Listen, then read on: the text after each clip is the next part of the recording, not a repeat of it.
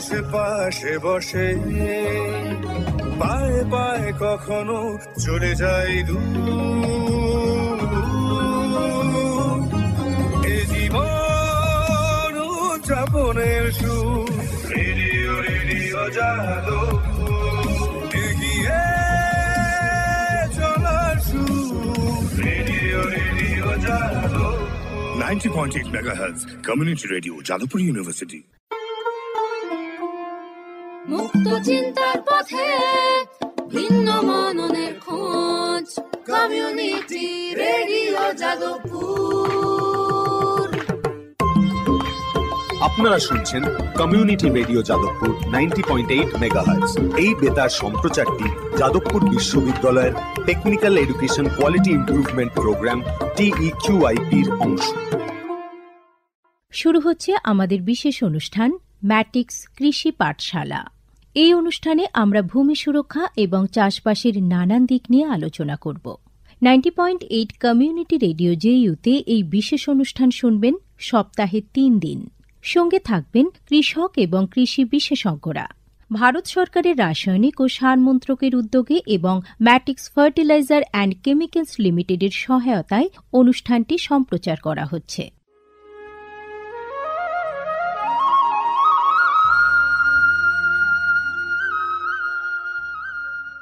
অর্থনৈতিক বিষয় সংক্রান্ত ক্যাবিনেট কমিটি তাদের 28 জুন 2023 সভায় PM প্রণাম নামক একটি প্রকল্প অনুমোদন করেছে। এই প্রকল্পের উদ্দেশ্য হল ধরিত্রী ও মৃত্তিকার পুনরুদ্ধার, পুষ্টি, উন্নতি সাধন এবং তা নিয়ে সচেতনতা বৃদ্ধি।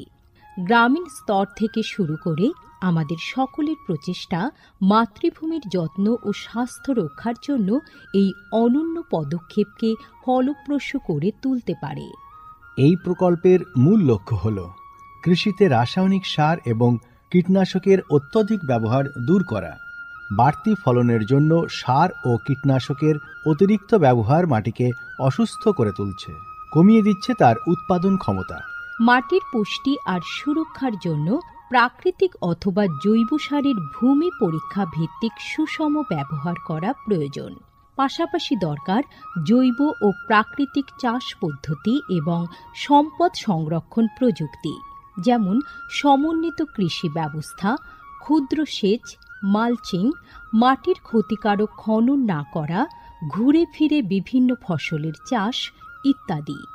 চাষবাসের এই টেকসই পদ্ধতিগুলো মাটির উর্বরতা বাড়াবে, পরিবেশ দূষণ কমাবে এবং দীর্ঘমেয়াদী উৎপাদনশীলতাকে শক্তিশালী করবে। সারের সুষম ব্যবহার শুধু মাটিই নয়, সার্বিকভাবে পরিবেশের স্বাস্থ্য রক্ষা করে। সুষম সার ব্যবহারের অর্থ হল উদ্ভিদকে তার প্রয়োজনীয় পুষ্টি উপাদানগুলি সঠিক পরিমাণে এবং অনুপাতে, সঠিক সময়ে এবং উপযুক্ত পদ্ধতিতে দেওয়া। সংশ্লিষ্ট রাজ্য বিশ্ববিদ্যালয়গুলি ইতিমধ্যেই তাদের এলাকায় উৎপাদিত ফসলের প্রয়োজন অনুসারে এর ডোজগুলি নির্ধারণ করেছে। সঠিক মাত্রায় সার ব্যবহার করলে ফলন যেমন বাড়বে, তেমনি বাড়বে ফসলের গুণমান। ভালোভাবে পোষিত মাটিতে ফলানো ফল, শাকসবজি ও শস্য প্রয়োজনীয় পুষ্টিতে ভরপুর আর সুস্বাদু হয়। ফলনের বৃদ্ধি আর উন্নত গুণমান আমাদের কৃষকদের জন্য নিয়ে আসবে বেশি মুনাফাও।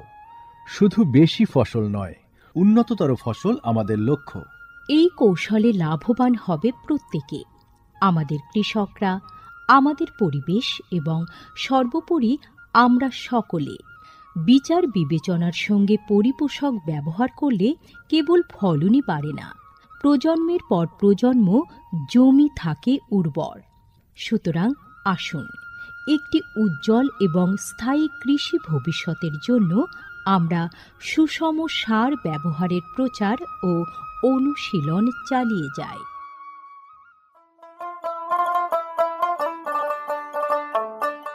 বিকশিত ভারত সংকল্প যাত্রা বা VBSY এর একটি গুরুত্বপূর্ণ অংশ হল ভারত সরকারের সার বিভাগ দ্বারা PM প্রণাম স্কিম এবং কৃষিতে ড্রোন ব্যবহারের প্রচার। সারের সুষম ব্যবহার এবং ন্যানো সারের ব্যবহার নিশ্চিত করার কাজে সার বিভাগ বিভিন্ন সংস্থা ও মানুষকে নিযুক্ত করেছে, যেমন বিভিন্ন সার উৎপাদনকারী সংস্থা, প্রধানমন্ত্রী কৃষি সমৃদ্ধি কেন্দ্র বা PMKSK গুলি, ফিল্ড অফিসার এবং নোডাল অফিসারদের। VBSY এর একটি প্রধান দিক হল বিভিন্ন শস্য এবং গাছপালার ওপর ন্যানো এবং জল দ্রবণীয় সার স্প্রে করার কাজে ড্রোনের ব্যাপক ব্যবহার। এই উদ্যোগের ফলে 29টি রাজ্য ও কেন্দ্রশাসিত অঞ্চলের বিভিন্ন জেলায় হাজার হাজার ড্রোন প্রদর্শন হয়েছে।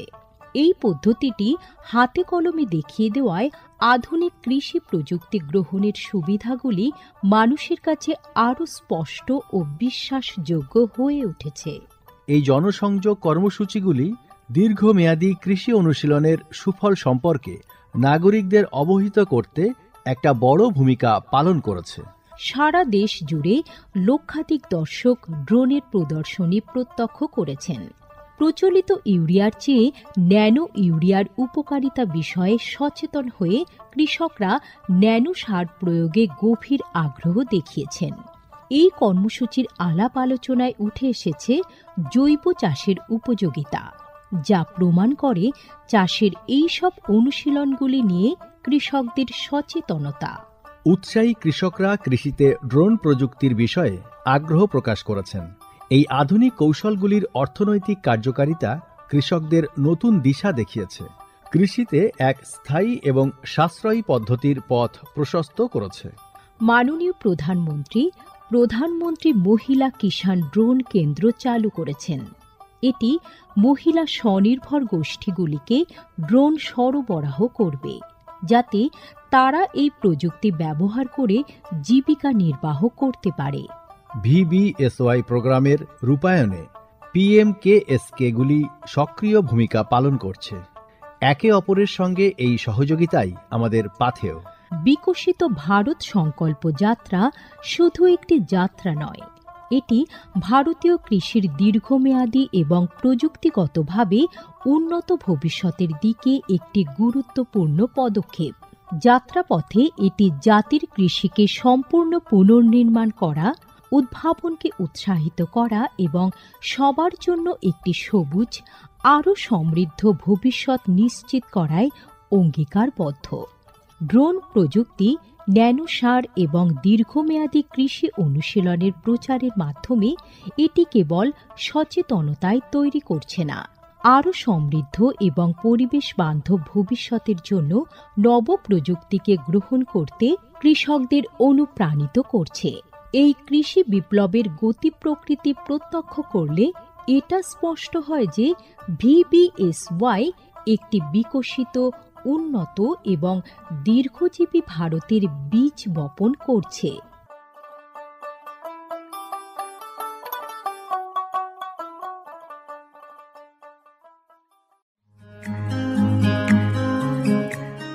ভারতের যে সার কোম্পানিগুলি সবচেয়ে দ্রুত গতিতে বৃদ্ধি পাচ্ছে, ম্যাটিক্স ফার্টিলাইজার্স অ্যান্ড কেমিক্যালস লিমিটেড তার মধ্যে অন্যতম। পশ্চিমবঙ্গের পানাগড়ে অবস্থিত তাদের কারখানায় বছরে 12.5 লক্ষ টনের ওপর ইউরিয়া সার উৎপাদন হয়। ভারত সরকারের গ্রিনফিল্ড প্রজেক্ট হিসেবে স্বীকৃত এই কারখানায় তৈরি হয় ডক্টর ফসল। ইতিমধ্যেই যা পূর্ব ভারতের সর্বাধিক বিক্রিত ইউরিয়া সার হয়ে উঠেছে। কৃষি উন্নয়ন ও ভূমি সুরক্ষা, ক্ষুধা, অপুষ্টি ও দারিদ্র্য দূরীকরণ, গ্রামীণ এলাকা ও বস্তি উন্নয়ন, লিঙ্গ সাম্য, পরিবেশ, স্বাস্থ্য, শিক্ষা ইত্যাদি নানান বিষয়ের উপর জোর দেয় ম্যাটিক্সের CSR প্রকল্পগুলি।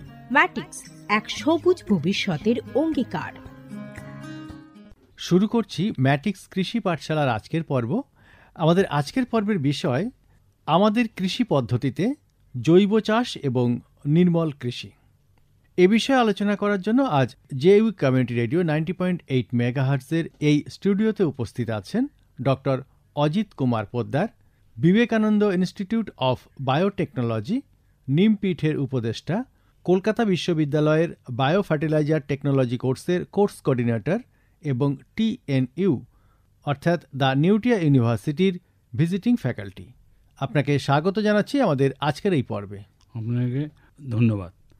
আচ্ছা, এই যে আমাদের আজকের যে বিষয়, আমাদের কৃষি পদ্ধতিতে জৈব চাষ এবং নির্মল কৃষি, তো প্রথমেই এই জৈব চাষ এবং নির্মল কৃষি এটা বলতে আমরা ঠিক কি বুঝবো সেটা যদি একটু বলেন। আপনি খুব সুন্দর একটা প্রশ্ন করেছেন। আমাদের কৃষক ভাইদের ভিতরে এবং আমাদের অনেক কৃষক কর্মীর ভিতরেও একটা ভুল ধারণা আছে যে জৈব চাষ এবং নির্মল চাষের মধ্যে তফাৎটা কি। What is the difference between the organic farming and good agricultural practices? আচ্ছা, এটা প্রথম বুঝতে হবে। আমাদের পূর্বপুরুষরা জৈব চাষটা প্রথম থেকেই করতেন যখন রাসায়নিক কোনো সার আমাদের দেশে আসেনি। আমাদের দেশে সার এসেছে 60 শতকের দিকে, 1960 এই সময়ে এসেছে। আমাদের দেশে আসার পর চাষি ভাইরা কিন্তু এই সারটা ব্যবহার করতেন না।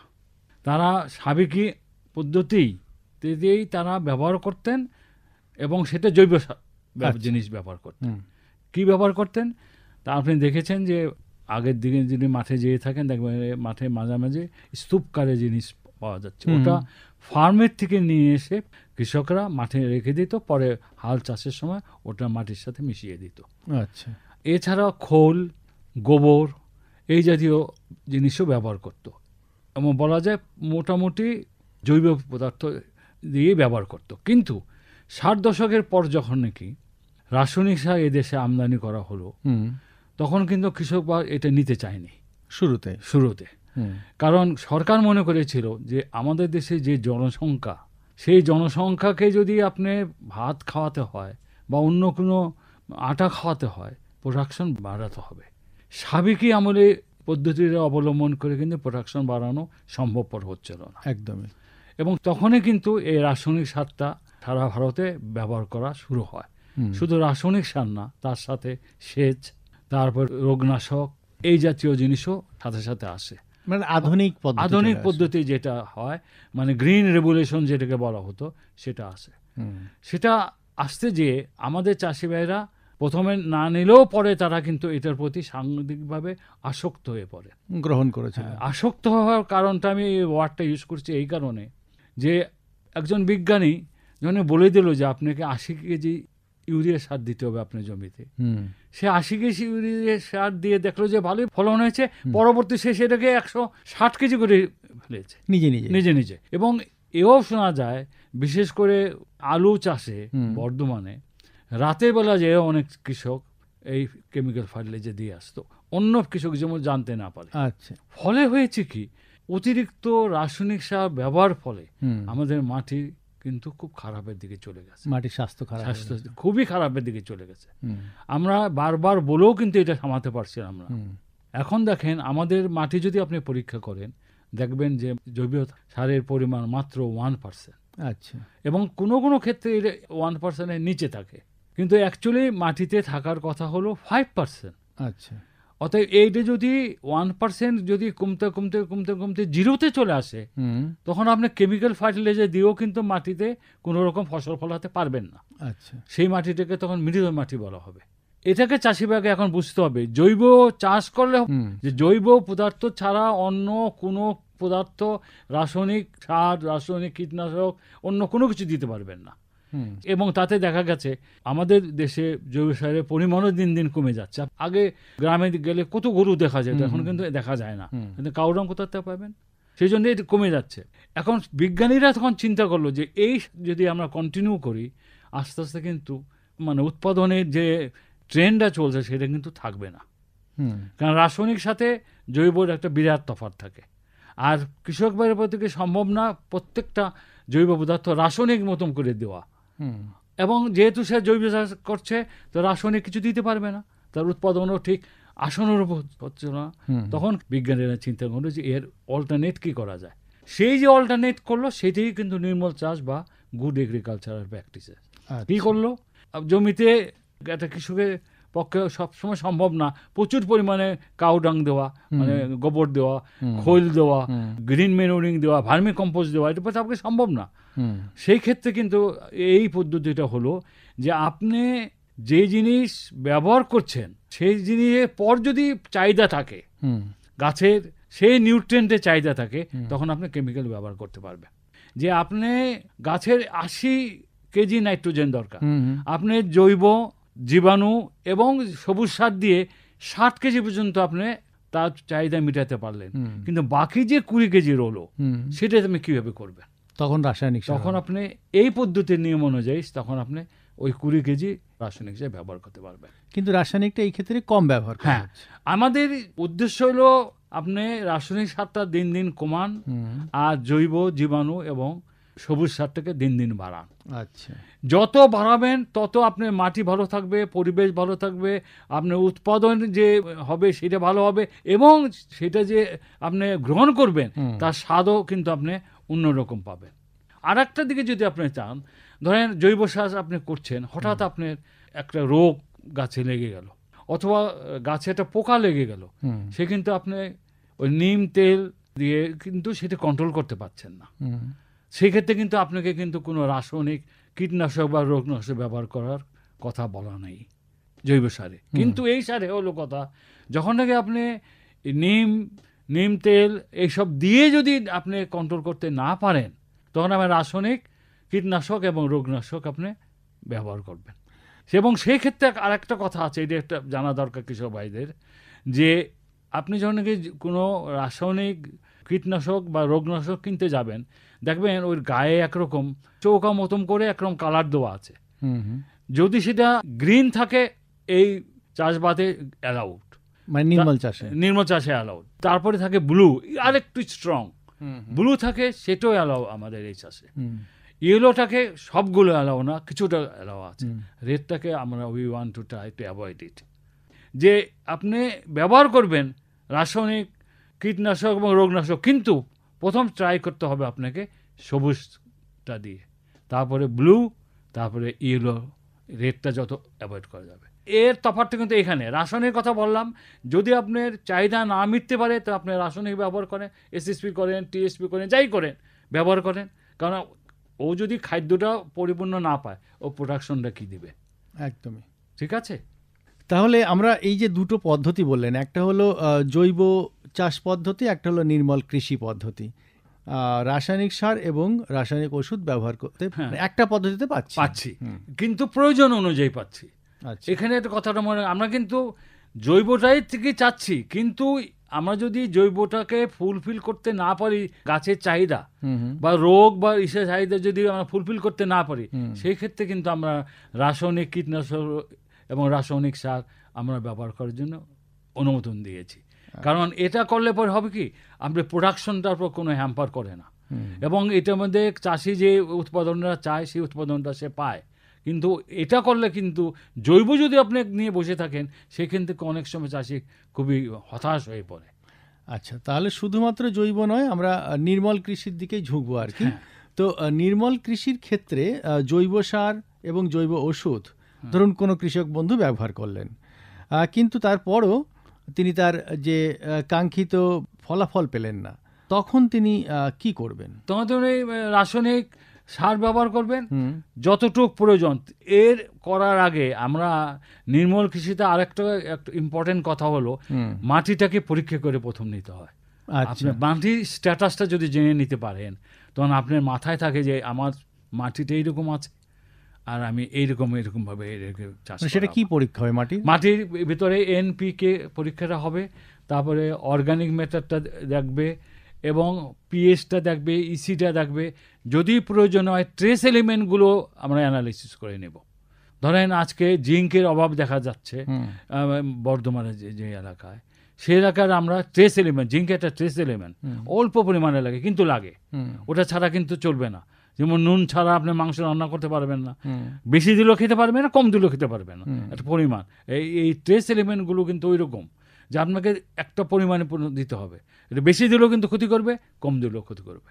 অর্থাৎ জিঙ্কের বেলায় আমরা অন্যান্য যে এলিমেন্টগুলো গাছের প্রয়োজনে ব্যবহৃত হয় সেইগুলোর আমরা অ্যানালাইসিস করে দিয়ে দেখবো যে কী অবস্থায়, স্ট্যাটাসটা কী আছে, আমরা ওই পরিবর্তে কী দিতে পারি।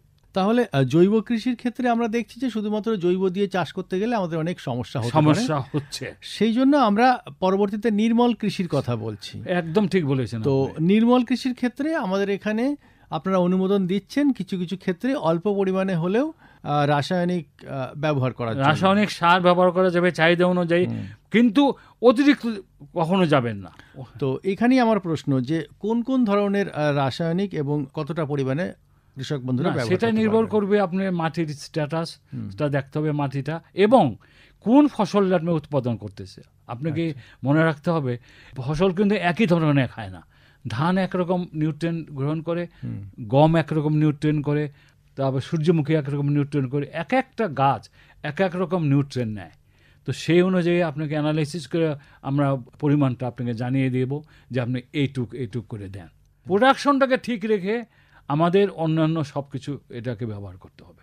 এই যে আপনি বললেন যে আমাদের আদি থেকে যে চাষ আমরা করতাম, আমাদের আগের পূর্বপুরুষরা যারা করতেন, সেটাই ছিল জৈব চাষ। এবং পরবর্তীতে 60-এর দশকের পর থেকে যেটা আপনি বললেন যে সবুজ বিপ্লব বা আমাদের খাদ্যের চাহিদা পূরণের জন্য বেশি বেশি উৎপাদন করার জন্য আমরা এই রাসায়নিক চাষের দিকে ঝুঁকে পড়ে জৈবটাকে একদম ভুলে গেলাম।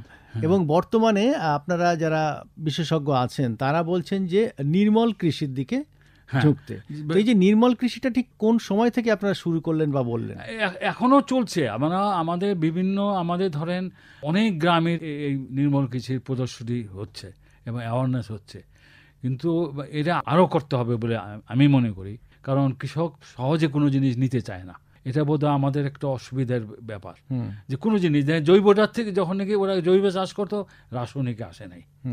অনেক কষ্ট করে সেই সময়কার যারা কৃষি নিয়ে কাজ করতেন তারা অনেক কষ্ট করে এটাকে এস্টাবলিশ করেছে। এখন এটা এস্টাবলিশ হয়ে গেছে, এখন আবার জৈবতে যেতে চায় না এবং তার নেগেটিভ দিক দিয়ে বেশি বলতে থাকে। তা আমরা দেখলাম যে দুটোর একটা ব্যালেন্স করে যদি দিতে পারি এবং সেই ক্ষেত্রে যদি তার প্রোডাকশনটা যেই রকমভাবে নাকি সবুজ বিপ্লবে হতেছিল, এখন কিন্তু প্রোডাকশনে কিন্তু ডিক্লাইন করে গেছে। সবুজ বিপ্লবে চাষিভাইরা যে পরিমাণে উৎপাদন করতে পারতো, এখন কিন্তু অতিরিক্ত সার দিয়েও কিন্তু সেটা পাচ্ছে না, কারণ সারের একটা লিমিটেশন আছে।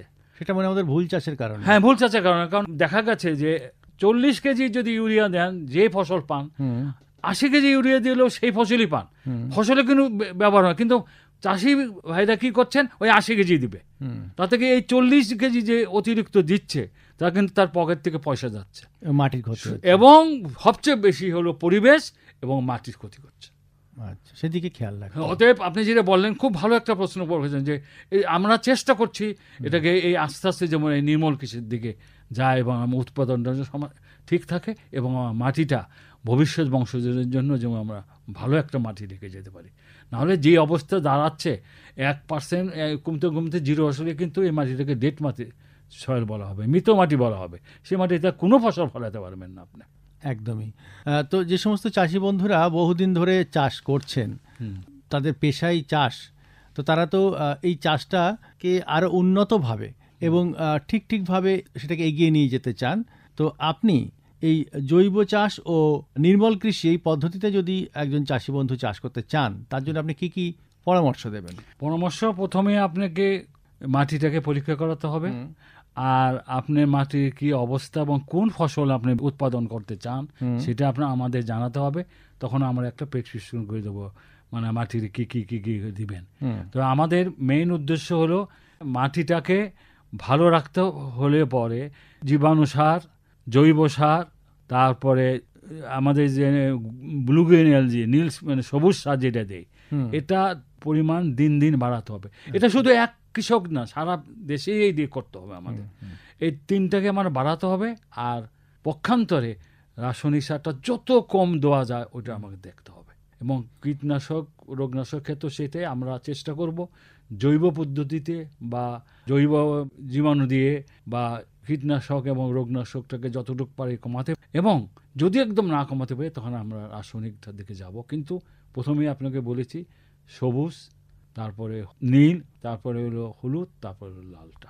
মানে লালটাকে আমরা অ্যাভয়েড করার চেষ্টা করব। অতএব এই পদ্ধতিটি যদি আশা করা যায়, যদি কৃষক ভাইরা চাষবাস শুরু করে, তবে দেখা যাবে কিন্তু তার উৎপাদনেও তাদের কোনো রকম এখন উৎপাদন কিন্তু তারা তাদের এক্সপেক্টেড উৎপাদন পায় না, কারণ তারা অতিরিক্ত সার দিচ্ছে, কিন্তু টাকা খরচা করছে, কিন্তু সেই অনুযায়ী একটা লিমিটেশন থাকে সব জিনিসে। অতএব সেইটা কিন্তু উৎপাদনটা হচ্ছে না। ওই যে অতিরিক্ত আপনি বললাম যে 40 কেজি আর 80 কেজি, এই মাঝখানে 40 কেজি না দিলেও কিন্তু একই ফলন পেত সে, কিন্তু সে অতিরিক্ত দিচ্ছে, এবং তাতে কি হচ্ছে, সে আবহাওয়াটা মানে এনভায়রনমেন্টটা এবং মাটিটাকে নষ্ট করছে। সেটাকে বুঝতে হবে, বুঝে আস্তে আস্তে নির্মল গাছের দিকে যেতে হবে। সেটা গেলে পরই মানে ভবিষ্যতে যে আমরা মাটিটা রেখে যাব আমাদের আগের পরবর্তী প্রজন্মের জন্য, সেক্ষেত্রে কিন্তু মানে মাটিটাকে মৃত মাটি থাকবে না, সেটা থাকবে কিন্তু জীবন্ত মাটি। এই মৃত মাটিকে তো আর জীবন্ত করা যাবে না, যাবে, অনেক অনেক খাটনির ব্যাপার হয়, করা যায়। যেসব এলাকায় ধরেন ব্যারেন সয়েল থাকে, যেখানে যেখানে কোনো কিছু উৎপাদন হতে চায় না, ব্যারেন বলা হয় যেগুলো, সেগুলোকে অনেক কষ্ট করে, কিন্তু যদি আমি নিজ হাতে একটা ক্ষতি করে দিই, সে তো আবারও অনেক কষ্ট করে আমাকে ফিরে আসতে হবে, সেটা আমি করতে যাব কেন? আমি চেষ্টা করব আমার নিজ হাতে জমিটাকে আমার পরবর্তী বংশধরের জন্য ভালো রেখা যাওয়ার জন্য। তো এই মাটি যাতে বন্ধা না হয়ে যায়, সেই জন্য আমাদের আরও একটা নতুন এবং আধুনিক পদ্ধতি আপনারা বলছেন, সেটা হলো নির্মল কৃষি। তো আমরা কৃষক বন্ধুদের কাছে অবশ্যই এই আবেদন রাখব যে আপনারা নির্মল কৃষি কাজ বেশি বেশি করে করুন, কারণ তার ফলে আমরা এখন যেমন ভালো থাকব, আগামী প্রজন্মও ভালো থাকবে। তো আমরা নির্মল কৃষির মধ্যে দিয়ে যদি আমাদের চাষ পদ্ধতি থেকে এগিয়ে নিয়ে যাই, তাহলে কিন্তু কৃষক বন্ধুর উৎপাদনে কোনো ক্ষতি হবে না, মানে একই রকম উৎপাদন থাকবে, পক্ষান্তরে একটু বাড়বে। কারণ হ্যাঁ, যেহেতু আমরা মাটিটা পরীক্ষা করে দিচ্ছি, ওই ফসলের চাহিদা অনুযায়ী আমরা 20টা নিউট্রিয়েন্টে আমরা অ্যাভেলেবল করে দিতে পারছি, ফলে আশা করি বর্তমানে যে উৎপাদন তার থেকেও কিছুটা বাড়ানো সম্ভব হবে। তাহলে নির্মল কৃষি অবশ্যই আমাদের কৃষক বন্ধুদের কাছে একটা ভালো পদ্ধতি। ঠিকই বলেছেন। আমরা আমাদের আজকের এই ম্যাটিক্স কৃষি পাঠশালার পর্ব এখানেই শেষ করব। ম্যাটিক্স কৃষি পাঠশালার আজকের পর্বের বিষয় ছিল আমাদের কৃষি পদ্ধতিতে জৈব চাষ এবং নির্মল কৃষি। এ বিষয়ে আমরা এতক্ষণ আলোচনা শুনছিলাম। আমাদের সঙ্গে স্টুডিওতে আলোচনায় ছিলেন doctor Ajit Kumar Poddar, Vivekananda institute of biotechnology নিমপীঠের উপদেষ্টা, কলকাতা বিশ্ববিদ্যালয়ের বায়ো ফার্টিলাইজার টেকনোলজি কোর্সের কোর্স কোঅর্ডিনেটর এবং TNU অর্থাৎ দ্য নিউটিয়া ইউনিভার্সিটির ভিজিটিং ফ্যাকাল্টি। আপনাকে অনেক অনেক ধন্যবাদ। আপনাকে অনেক ধন্যবাদ।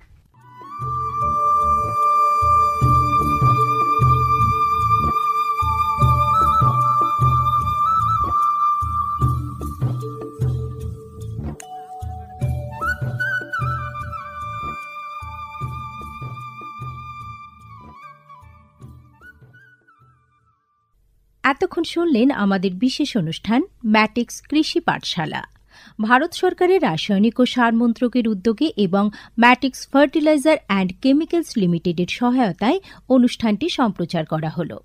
কেমন লাগলো এই অনুষ্ঠান আমাদের জানাতে পারেন 0332457260 নম্বরে। আপনারা আমাদের মেইলও করতে পারেন radioju@gmail.com। আমাদের ইউটিউব চ্যানেল রেডিও জেইউ, এখানেও আপনারা এই বিশেষ অনুষ্ঠানটি শুনতে পারেন। আর আমাদের ইনস্টাগ্রাম আইডি radio_JU আপনারা ফলো করতে পারেন। আজকের মতো ম্যাটিক্স কৃষি পাঠশালা এ পর্যন্তই। শুনতে থাকুন কমিউনিটি রেডিও জেইউ 90.8 মেগাহার্টজে।